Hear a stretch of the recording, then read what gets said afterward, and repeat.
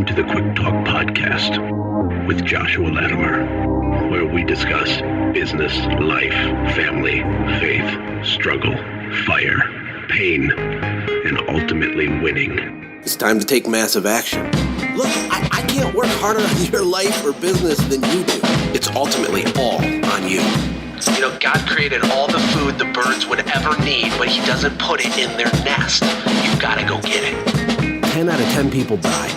So how about doing something today that actually matters while you still can? Hey, my friends, welcome to the Quick Talk Podcast. Hope you guys are doing awesome. So I got blown up. YouTube comments, Facebook messengers, emails. My assistant got emails. It was just kind of everywhere. And even on LinkedIn, which I don't use LinkedIn that much. Just people saying that they wanted more of the good, juicy, awesome goodness of a podcast I did last week regarding one of the members of Russell's Inner Circle named Peng Joon, who does over $10 million a year doing live events. And basically throughout all of Europe and Asia, Peng does these 2-day events, and he gets people just motivated and inspired, and then he sells them into a product to help them like start an online business or something. But he broke down the exact, structure and strategy and reasoning and logic behind exactly why he does every piece of the events. It's a very complex subject. It's not maybe at first glance directly applicable to a home service company, but I think it is applicable. And I'm glad that you guys agree, because this is really, really cool stuff. You do have to do a little bit of extra brain work to connect the dots on how to use this. But if you're just a nerd to learn, like me, if you're a nerdy learner, then at a minimum, this is just really interesting stuff. So if you haven't listened to the first episode, go back to the one talking about my friend who makes over $10 million selling stuff, and then come back to this one. So I'm going to kind of pick up where we left off. And where I left off in the first episode was talking about messaging, and how when you're positioning your product and you're working on messaging, you want to be a storyteller, and you want to figure out ways to tell your company's story. Now, for a live event where someone's selling, a $5,000 product or a $10,000 product, it doesn't have to be that complex, but the principles still apply to you. And you can break down these ideas into really small nutshell versions, right? So just to recap messaging, there's 4 quadrants to messaging, where you want to talk about your success as a company or as an individual, but you want to balance it with your struggles, which makes you appear human. Talk about some of the weaknesses you've had in the past. And then you also want to talk about your strengths as a company. What is your unique value proposition? Why are you different? You're the only company that does A, B, C, and D. You're the only company that offers this guarantee or this thing. And then you talk about your beliefs. What you used to believe and what you believe now. For example, if you're going to be a luxury service provider, it could be really, really cool to work into your sales process the idea that, Mr. Jones, back in the day when we first started this company, we didn't charge really nearly enough to build the type of company that I had kind of as a vision in my head. And what we believed back then was that, we're only going to be able to get customers if we're the absolute cheapest price. But the cost of that meant that I couldn't hire the best talent. I couldn't pay people a living wage. We couldn't hire people with families that were going to be consistent, long-term workers and have careers with our company. And in the end, that was really, really bad for our clients and for us as a company. So what we decided to do, and my current belief, is that we've decided to become a luxury service provider. That doesn't mean we charge higher prices for no reason. What it means is that for a little bit more money, you're going to get the BMW or the Corvette of home service rather than the Chevy Cavalier. And it's not a good fit for everybody, but we feel that it's an amazing business model. It allows us to serve you at a higher level. So I'm just making that up as I go, but you see what I'm saying, right? That's pretty cool. You guys need to share more in general too. This is still a recap. I don't think there's enough storytelling going on online. Social media and Facebook, YouTube videos are a huge hack to get your small business in the top of the search rankings. If you understand how to name your video correctly and then use the keywords for the cities in your area.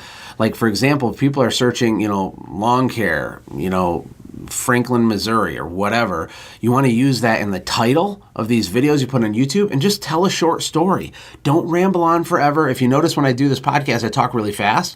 There's actually a reason that I do that. In fact, I have a friend named Josh Fierstein in Arizona, and he creates a lot of viral videos. And his actual framework for how he does it, and by the way, he's had over 2 billion video views online. Over 2 billion. He's had many, many videos do 20 or 30 or 50 million views. And he always, just as a side tangent, because this is interesting, the framework for that is you have to start off by talking really fast, and then you need to ask a polarizing question, right? And you can use this in your own small way for your local business. You don't have to be polarizing like he is, but you have to ask a question. For example, he does stuff like this. He'll say, "Hey everybody, Josh Fierstein here. I want to ask you a question. Is God dead?"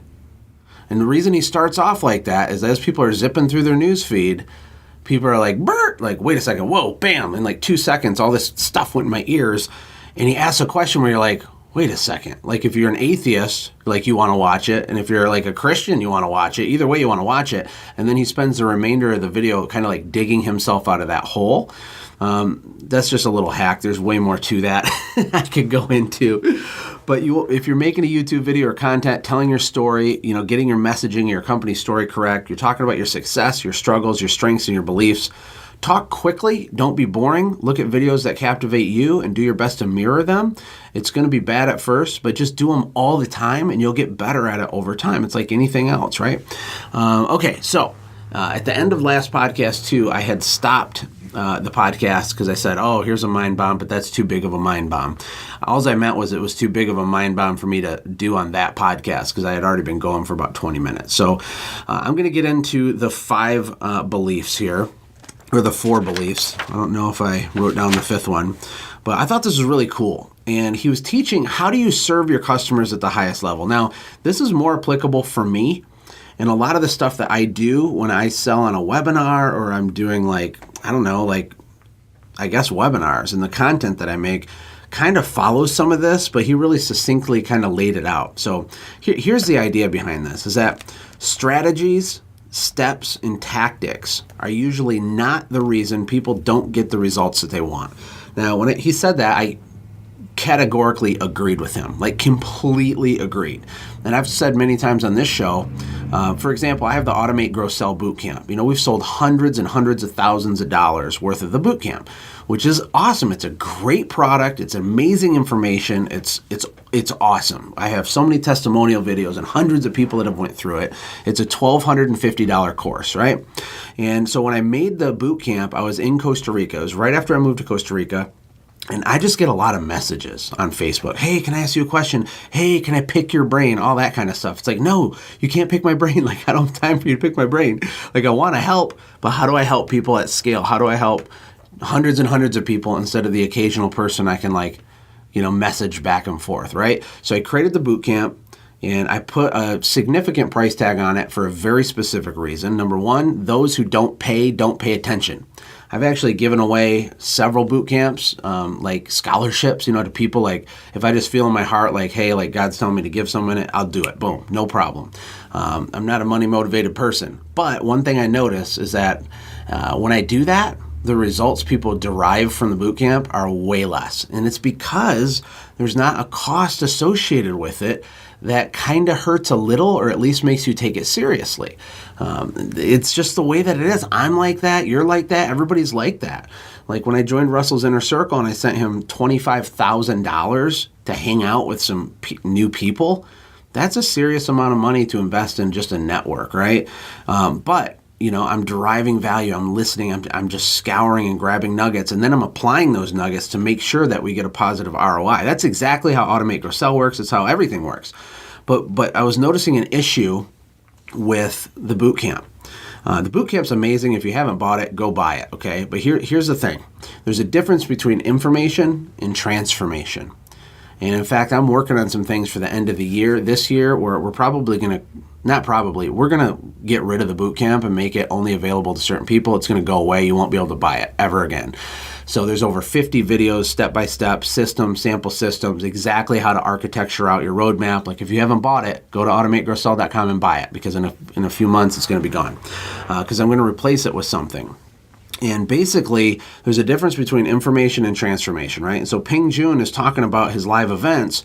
He doesn't overly teach stuff, Okay, so these people at these events, they feel like they're learning, and they are, because there is content and it is like, oh my gosh, that's amazing. I never thought of that and whatever. But he's not actually teaching how to tactical stuff because people still aren't going to do it, right? And one of the reasons you can't sell after you teach is because people have this overwhelm in their brain where they feel like they have a to-do list, and so they don't want to buy something. They're like, oh my gosh, thank you. For example, the worst performing webinar I ever did for Send Jim, this is a couple years ago, it was called The Gratitude Effect. Now, I never got more feedback from people thanking me for a webinar. I never got more feedback than that webinar. It's on YouTube for free. You can watch it. It's amazing content, very, very valuable information. Just Google YouTube, The Gratitude Effect, Josh Latimer, something like that. But the problem was that I was doing deep teaching, tactical stuff, do this and do that, and this is how this works, and this is that strategy and this tactic, and here's the science to back this up. I'm doing all this stuff, and it's amazing, and it overwhelms people's brain. And then at the very end, I'm like, and you can totally use Send Jim to automate your relationship marketing, so you should sign up. But I didn't sell it hard, and I taught way too much, and we did $40,000 in sales off of that. Total. I think the night we did the webinar, it was 10,000 or something, which is literally was a complete failure. The amount of effort that takes to make those things is ridiculous. So that was a big learning lesson for me. And so Ping is talking about this. Strategies and tactics actually don't help most people. So I want you to think about why, okay? The reason is that true change for you and for me doesn't come from just the steps. Now you think that you need a checklist of the steps to get what you want, and then you'll get what you want. But that's almost never true. And the reason why is that there's so much more emotional baggage in our head. There's accountability issues. There's implementation issues. So you can have a roadmap on how to do anything, but people just don't do it. And weight loss is a really good example, because weight loss isn't rocket science. All of the main systems that are out there right now that are current, I'm sure they're all great. You got keto diets, you got the Atkins diet, you got the South Beach diet. I don't know if that's still a thing. You got CrossFit, you got I don't even know. There's all this stuff. All of them are awesome, but people still don't do it. People are still fat, right? It's because it's not an information problem, it's a behavior problem. And so, for me, with Send Jim, when I do webinars, I'm very careful to structure it in a way where there's a lot of storytelling and there is really high-level concepts given, but I never go too deep in the concepts because it overwhelms people. And at the end of the webinar, because it's a sales presentation, I need people to take action. And after they take action, and my team can work with people one-on-one to help them figure out their sequence, and they get access to all these other training videos inside of Send Jim that show them how to do neighbor marketing, or how to do this, or how to do relationship marketing. The how-to is fine once they're in the community, but we can't help people unless they're our customer, right? So if I try to overteach and then they don't buy, we haven't done anything. So just remember this, okay? How to serve at the highest level. True change does not come from the steps. So his number one rule with his live events is he has to create motivation. He has to spark motivation. And the way that he does this, and you could use this with your team, you could use this with anybody you want to motivate, maybe your kids, I don't know. You have to give people permission to be ambitious. Oh, I love that. I thought that was so awesome. You got to give people permission to be ambitious. And the reason why is the people you're talking to or motivating, it's probably not normal for them to be really ambitious.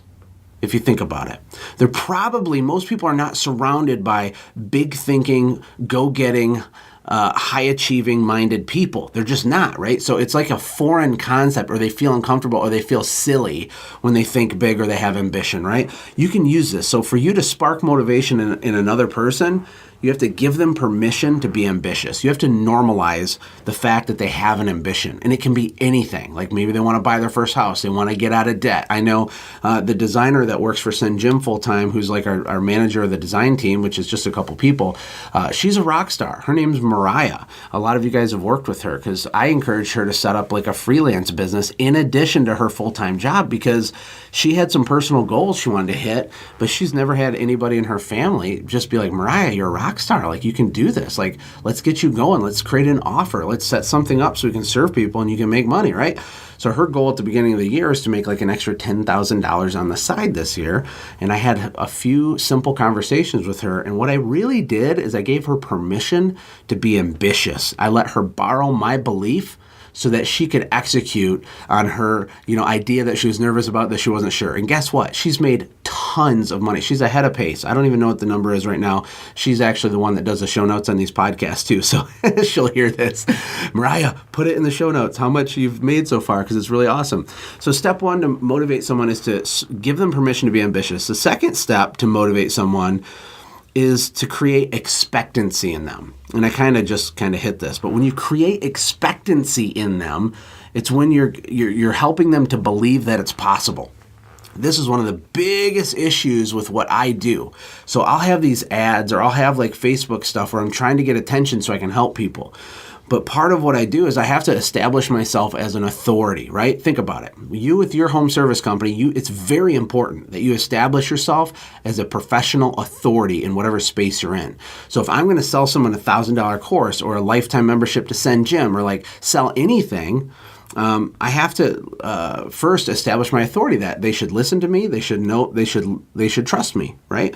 But part of that is me telling my actual story, which is I started in a trailer park. I had a Chevy Cavalier with a ladder on it. That's the funny part. And then I started building systems, and then that business got automated. In the last 2 years I had it, I worked less than 5 hours a week on it, and we did over $180,000 a month. That's all true, but, and I have to say it to establish my authority, but a lot of people just in their heart don't believe that's even possible. A lot of people don't believe $20,000 a month in revenue for their business is possible. My original goal was $500 a week, right? So there's like levels of belief that you have to smash through as you grow. But your job, if you're going to motivate someone, is to figure out kind of where they're at with their level and help them believe that they can get to whatever the next one is, right? Now, we're still on motivation. You can't just spark motivation. And sparking motivation is what I do really well, where I'll have a short conversation or even do a podcast where you're like on fire after you listen to this and you're like, oh my God, I believe I can do it. And this is amazing. And I'm not a bad person because I'm ambitious. I'm not a bad person because I want to make $1 million. Like, that's not bad. But step 2 in the motivation topic is you have to sustain someone else's motivation. So whether it's your kids or your employees, you have to sustain it, okay? And the way that you help someone sustain their motivation so it doesn't just go wee and then fall off a cliff back down to disbelief is to give them mini milestones to celebrate along the way. What we did with Mariah is we broke her kind of year-long goal into monthly targets, right? And she's been hitting those monthly targets. And, I haven't talked to her about it the last couple months as much because she's kind of rolling with it. But the first couple months, it was like, hey, where are we at? What do we need to do? Like, how many customers do you have? How much revenue did you get? Are you on pace? What's our strategy to get more, right?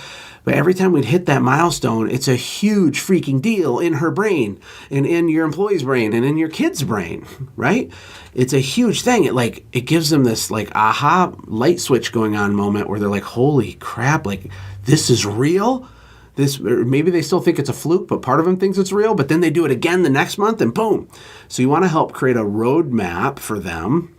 And then you want to create the right environment for them. So if your work environment is negative and you come in late and sometimes you're positive and sometimes you're disconnected and withdrawn from your team, you're not going to be able to do this. You have to have a consistent environment of positivity to sustain someone else's motivation. And then the last step for motivation is to amplify their motivation, right? Help them believe even bigger things, help them understand how their attitude plays into it, stuff like that. So with his live events, to stay on point, his big first tip to get true change out of people is to make sure they're highly motivated. They've been given permission to be ambitious. They have expectancy. They have many milestones. He lays out a basic and simple roadmap to kind of show them you can do this. You can have what you want. You can walk down these steps and you can have what you want, right? Now, step 2 to get people to have true change is to help them overcome their fears. And there's really only 2 types of primary fears. There's fear of loss and there's fear of outcome. Have you ever heard someone talk about their fear of success, for example? Like even if your business is doing $100,000 a year in revenue, right? And you're making 50 or 60,000 and the rest is expenses. For some of you guys, you're already the most successful person in your entire like in-person network of family and friends. And if that's true, what happens sometimes is you'll actually hold back or even self-sabotage because you feel weird that you're too successful.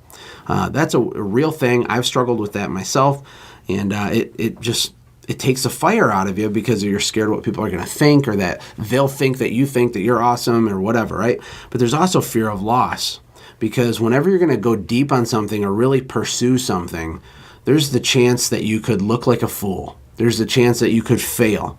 There's the chance that you could waste money. There's the chance that you're going to have to give something up that you think that you like now to get something in the future that's not real yet. Like, fear is real, and so fear paralyzes you. So rather than giving someone tactics, to go back to my main point originally, strategies and steps and tactics, that's not the reason people don't succeed. It's because they don't have sustained motivation, and they have these fears that have not been addressed yet, right? So you want to hit those things head on. So when you're talking to your team, or you're talking to your kids, or whoever you're trying to motivate to have true change, you need to get it out on the table so we can quantify it. Me and my wife have a saying in our house that whenever something feels overwhelming, we push pause, hit the logic button, and we tell ourselves, you know what, this is not Mount Everest. I mean, we say this weekly in our house. Listen, we say it to our kids. It's like, dude, chill out. It's not Mount Everest. What do we need to do?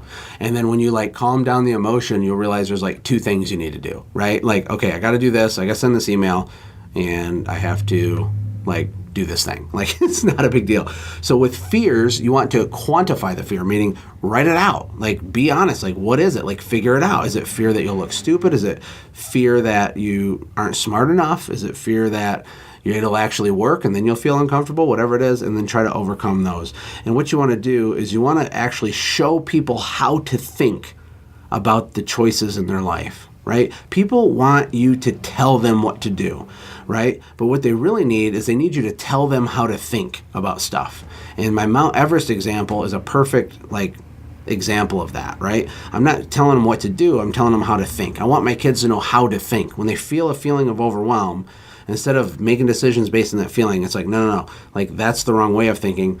Let me write down the bullet points of what I feel is stressing me out, and then like write a simple action plan on how to do it. Then it's not scary anymore.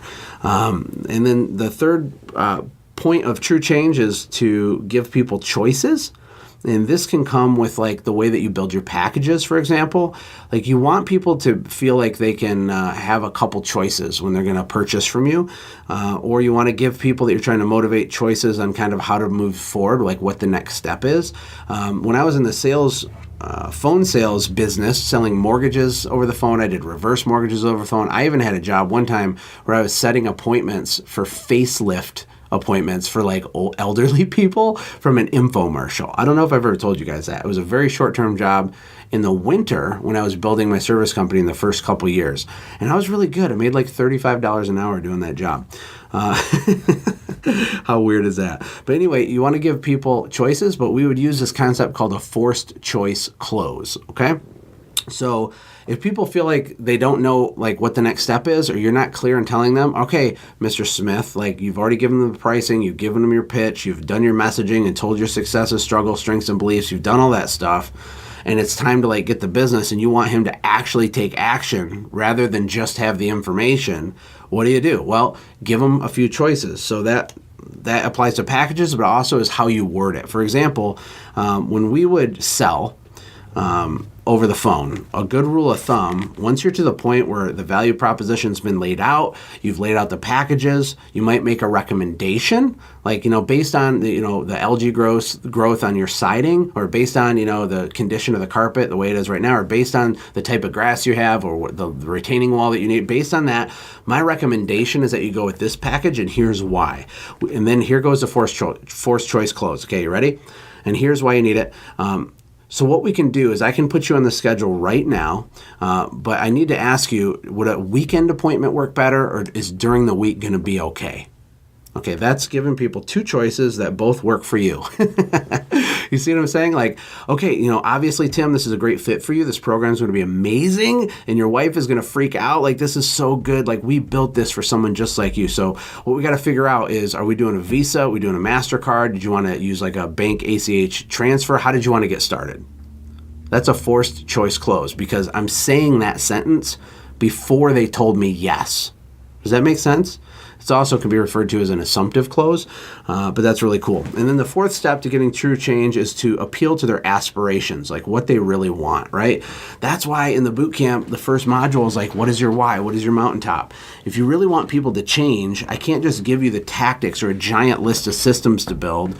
There has to be coupled with it all this other stuff, and that's the difference between information versus transformation. And as Ping was teaching this stuff, I'm like, oh my God, like I'm crushing this because like I got this intuitively. Like I didn't learn this like this way, but this is how I've been doing it. So it was a huge validation for me with what we're doing at Automate, Grow, Sell Experience, for example. The whole reason I started that live event was I was getting fed up with not having enough transformation.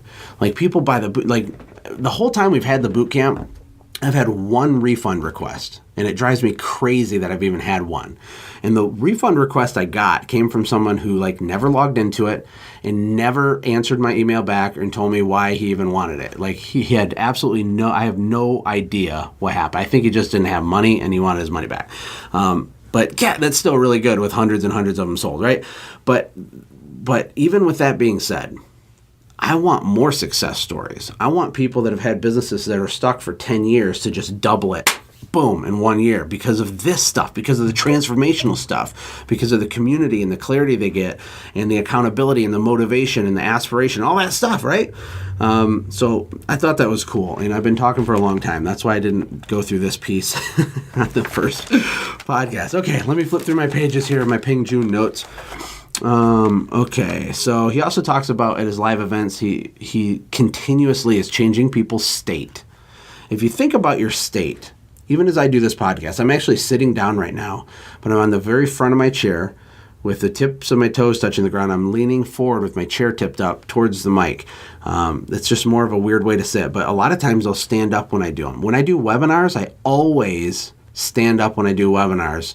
At least the last many that I've done, because my energy level is totally different. It's really important when you're doing something like that your energy is good. So if you're feeling sluggish, if your team's feeling sluggish, even when you run team meetings and stuff, you want to shift people's state. Now at his live events, he also talks about how people retain information differently, right?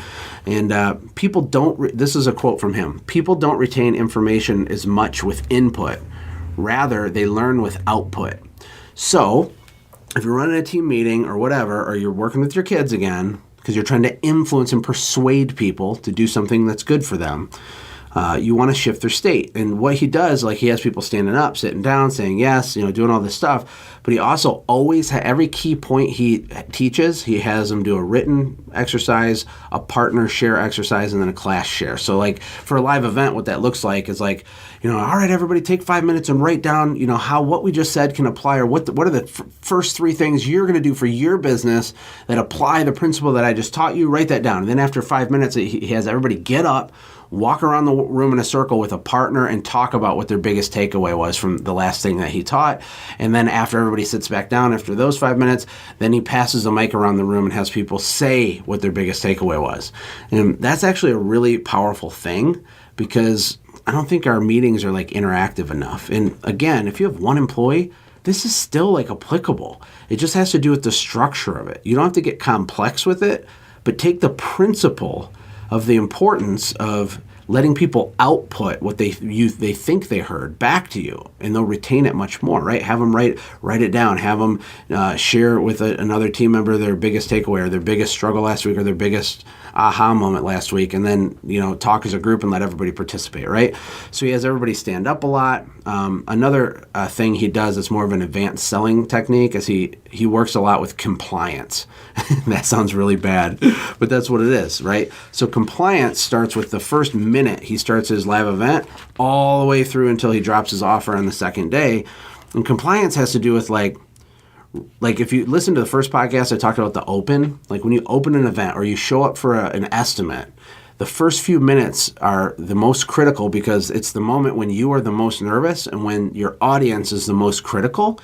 And so you can kind of start building compliance and cut the nervousness by asking universal questions, right? You want these people saying yes all the time. In fact, when I do webinars, I do what are called trial closes all the time, and you guys probably don't even realize this, but I'm saying things like, that makes sense, right? Are you guys getting this? By now you guys must be getting this, right? Isn't that so cool? Isn't that amazing? I say that stuff constantly because I want you to be like, yeah, I'm getting it. And when I say, by now you guys must be getting this, I'm kind of saying like, by now. Buy the super course now. And even as deep as I've went with the psychology of how we are growing our company, this guy is so far beyond that. Like, it's crazy. So if you think you're good at this stuff, come on. Like, no, you're not. You need to spend a decade being obsessed to get really great. I said you don't have to be good to make a lot of money. You don't have to be great. You have to be better than great. You have to be a ninja master at this stuff. And just to qualify, because I'm going to wrap this up here soon, just to qualify what I'm talking about, like, your job, like all the stuff I'm talking about has nothing to do with manipulation. Now, you could use this for manipulation. I would never use this for manipulation. Instead, you use it for persuasion. If you think about it, Jesus Christ was a persuader. He was making a case, showing people a new opportunity, right? But he doesn't manipulate. He doesn't force you to do something. And if you are a good person that has an amazing product, it's your moral obligation to sell your stuff. And you have to persuade people. I like the way that Myron Golden puts it the best, is that when people love to buy and they love to be sold, but what people hate is to be convinced. And if you're trying to convince somebody that they have to give you money or that some other competing company is bad, if you're doing that kind of stuff, like what you're doing is you're using this type of information to manipulate someone, which is convincing someone in a way that benefits you. Okay? Persuasion is totally different than that. Persuasion has to do with convincing someone of something or getting them to believe something because it's going to benefit them. Does that make sense? I don't know if I really explained that perfectly good. But anyway, another thing he does is he always frames his statements into questions. Sorry, I'm having some congestion here. But he frames his statements into questions. So, for example, instead of telling someone, your home is infested with mildew. Okay, or Mr. Jones, your carpet is actually at a stage 5 level of decay. Like, I just made that up. That's not even a thing probably. But instead of saying that, you start saying things like, how many of you would agree, like for his live event, how many of you would agree that something, something, something, something? Instead of saying making money online is easier than it's ever been in human history. Instead, he says, how many of you would agree that working online today is easier than it's ever been in human history? Raise your hand, say yes.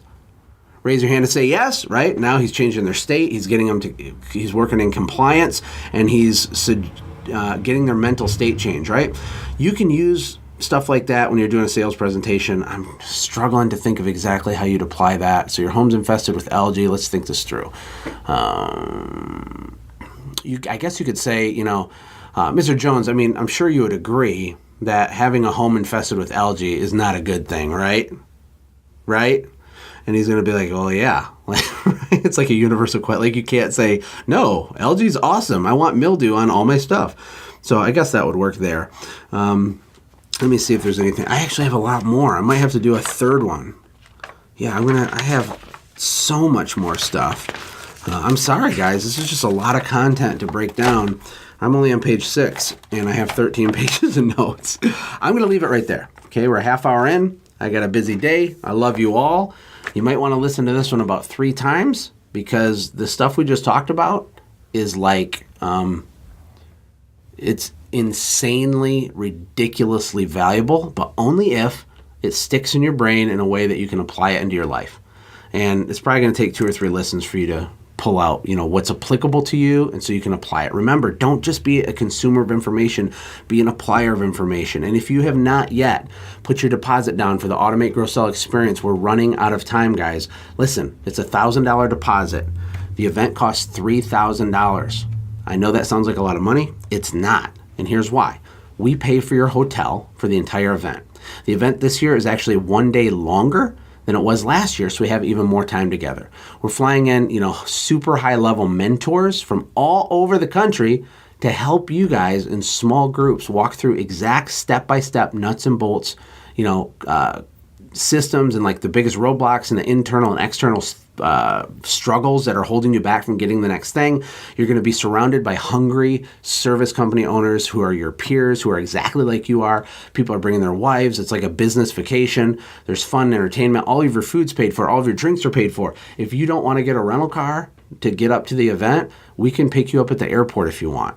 So it's called The Experience because I just want you to show up in Grand Rapids, Michigan, and we'll take care of the rest. Like, that's the idea, right? But there's only, I think, 17 spots left out of 60. Okay? So they're going to go. And I know cash flow can be tight. If you need help or if you can't afford the event and you want to invest in this because it's ridiculously amazing, then send my assistant an email, Jessica, Jessica at sendgym.com. She has a list of people, and I know a lot of you are really interested, but maybe cash flow is tight. I totally get it. We don't want you to apply if you're totally not going to be able to pay for it, because then we're going to hold a spot and then you won't be able to go, right? But if you can make it happen, but you just can't make it totally happen today and you need a few weeks, we can work with that. I just want the right people there. Now, after you put your deposit down, you'll fill out an application. And we'll just make sure that it looks like it's a good fit for everybody.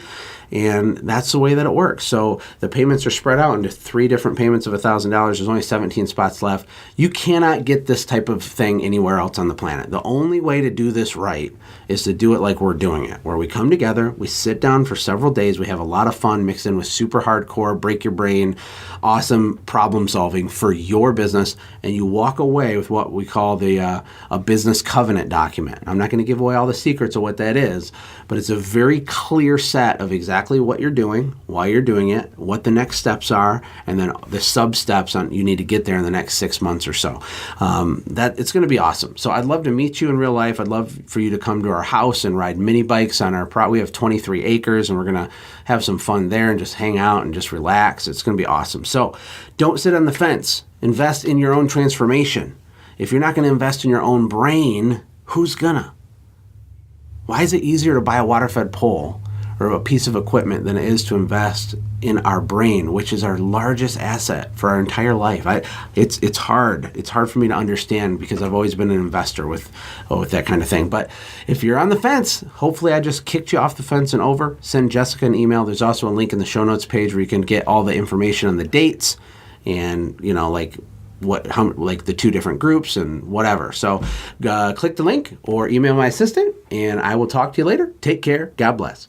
Hey, thanks for hanging out, friends. And from all of us here at the Quick Talk Podcast team, we hope you loved today's show. We hope that you were inspired to become a doer and not just a listener. Apply what you've heard today in your own business and watch things change for the better. Lastly, remember that all the money in the world can't save your soul. Seek first the kingdom of God, my friends. We'll see you next time. For more information about the Quick Talk Podcast or Joshua's other businesses, visit our website, quicktalkpodcast.com. Have a blessed day.